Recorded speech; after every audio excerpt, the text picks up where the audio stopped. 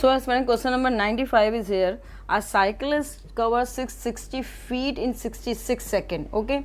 How many yards will he cover in the same time? ठीक है, एक cyclist 660 feet cover करता है 66 सेकेंड में, तो अब बोल रहे हैं हाउ मैनी यार्ड्स कितने कवर करता है उसी सेम टाइम में। तो एज वी नो दैट हम सब जानते हैं कि 1 यार्ड इक्वल होता है, कुछ आपको पता होने चाहिए कन्वर्जन। 1 यार्ड इक्वल्स होता है 3 फीट के।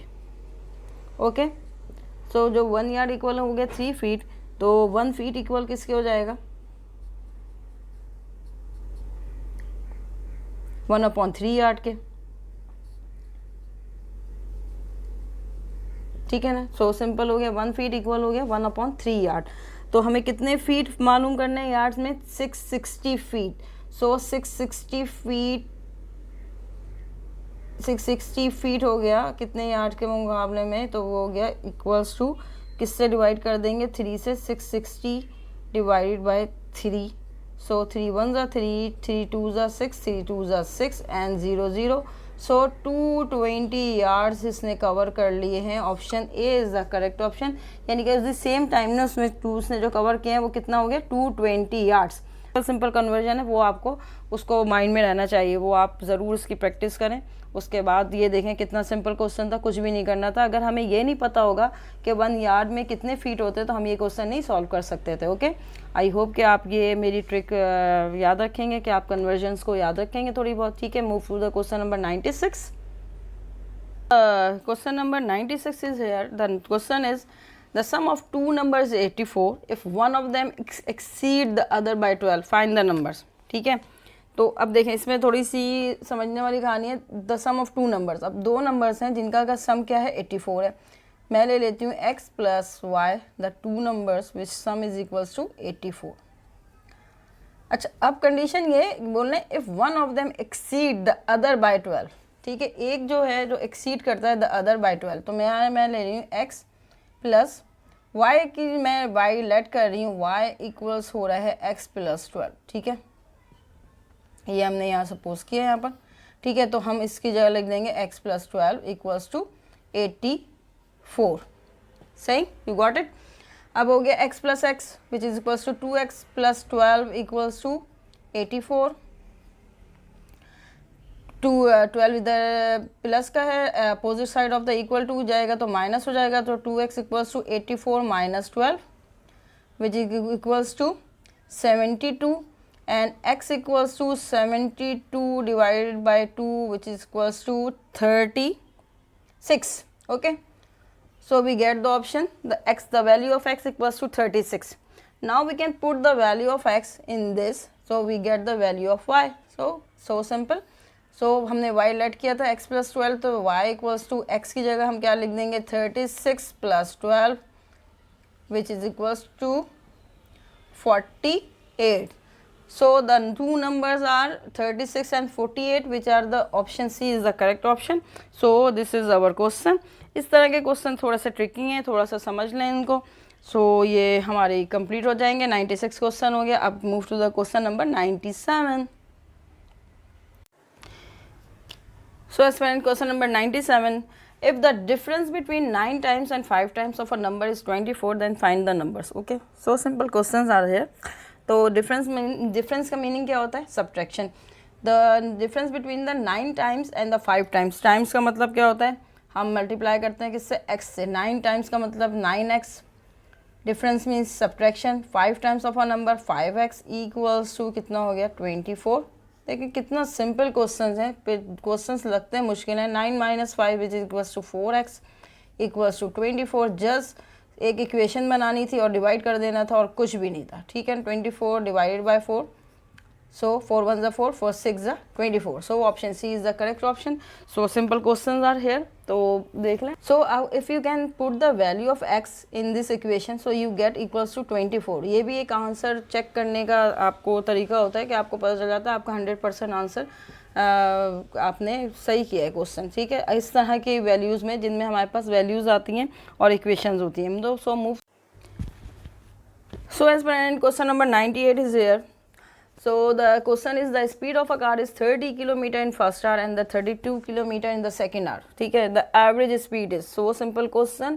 एवरेज का फॉर्मूला याद है आप लोगों को? एवरेज क्या होता था? जो हमें वैल्यूज़ दी हुई हैं उसको ऐड करके नंबर ऑफ वैल्यूज़ कितनी है उससे डिवाइड कर देना है। यहाँ 2 वैल्यूज़ हैं तो 2 से डिवाइड कर देंगे, तो एवरेज इक्वल्स होता है 30, 2 वैल्यूज़ हैं 30, फर्स्ट आवर में उसकी स्पीड थी 30, सेकेंड आवर में इसकी स्पीड थी 32, we add the value and divide the quantities of the value, यही स्पीड का वो एवरेज का फार्मूला है ना।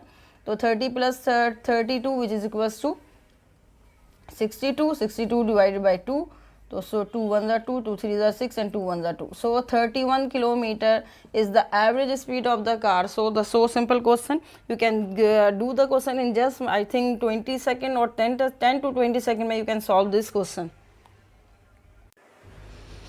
Again the repeated question. The number whose 7% is 21 is the question number 99 is here. Okay.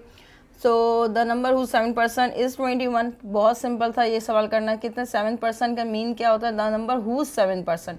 तो लेट करते थे हम द नंबर क्या है? वो नंबर x है, उसका 7% इक्वल्स है किसके? 21. ये जो लिखा हुआ है ना उसको हमने एक इक्वेशन बना दिया. ठीक है, x equals 7% mean 7/100 equals to 21. So x equals to 21 into 100 divided by 7.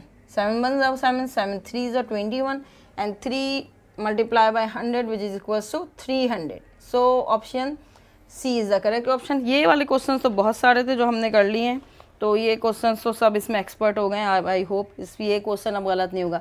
So the last question of the video which is equals to question number 100.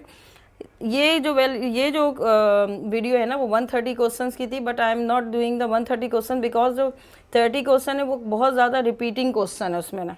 ठीक है, तो रिपीटिंग क्वेश्चन मैंने इसमें बहुत से करवा भी दिए और बहुत ज़्यादा हैं, तो हम ये 100 क्वेश्चंस पे वीडियो एंड करेंगे अपनी.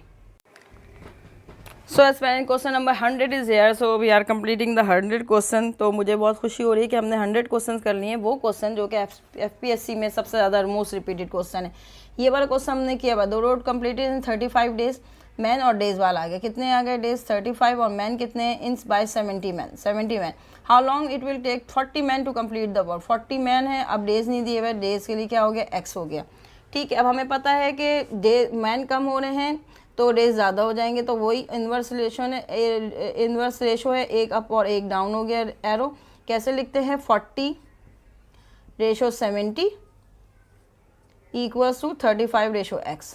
ठीक है, product of extreme equals to product of mean, तो ये हो गया 40x इक्वल्स टू 70 इंटू 35. सो अब इसमें मैंने आपको एक चीज़ बतानी है. अभी जब हम सॉल्व करेंगे ना, अब 40 मल्टीप्लाई हो रहा है x से, तो अपोजिट साइड इक्वल टू के जाके क्या हो जाएगा? डिवाइड हो जाएगा. तो 70 इंटू 35/40. सही है, तो आप इसको कैंसिल कर देते हैं. अच्छा, अभी 0 से चले, 0 से मैं ये वाला 0 कैंसिल कर देती हूँ. ठीक है ना, तो 7 को मल्टीप्लाई कर दिया मैंने 35 से, तो 7 को जब आप मल्टीप्लाई करेंगे 35 से तो आपके पास आएगा 245 डिवाइडेड बाय 4. आप जब इसको सॉल्व करेंगे तो you get the value which is equals to 61.25. ये वैल्यू आ रही है. ठीक है, तो यही मैंने आपको यहाँ समझाना था. जब हमारे पास पॉइंट्स में इस तरह से कोई वैल्यू आ रही हो और ऑप्शन में इस तरह से वैल्यू नहीं गिवन हो, तो हमें पता है जो क्लोजेस्ट होता है, देखें 61 इन्होंने दिया हुआ है, तो ये दिस इज़ आवर ऑप्शन. ठीक है, तो कभी कंफ्यूज इसलिए नहीं हो जाएगा. कभी कभार तो वैसे भी क्वेश्चंस के आंसर्स भी गलत होते हैं टेस्ट में. बहुत दफ़ा अभी आपने देखा होगा जो कंटिन्यूटी में टेस्ट हो रहे हैं उनमें बहुत से ज़्यादा दफ़ा आंसर जो है वो गलत आ रहा होता है. सो एक्सपेरेंट, ये हमारे 100 क्वेश्चन कंप्लीट हो गए. मैं 130 क्वेश्चन इसलिए नहीं करवा रही, उनमें बहुत से क्वेश्चन ऐसे हैं 130 में जो कि रिपीट हो रहे हैं या जो सेम क्वेश्चन भी उन्होंने वापस हमें दे दिए हैं. तो 100 क्वेश्चन अगर आप एक कर लेंगे कंप्लीट अपने, इसमें भी बहुत से क्वेश्चन सेम हैं, तो आई होप कि आपका टेस्ट जो है वो ज़रूर क्लियर हो जाएगा. मैथमेटिक्स पोर्शन, उसमें जो आपका अर्थमेटिक पोर्शन होता है वो आई होप कि वो ज़रूर कंप्लीट होगा. तो best of luck for your next upcoming test. I hope you will do the best in the test. Thank you and Allah Hafiz.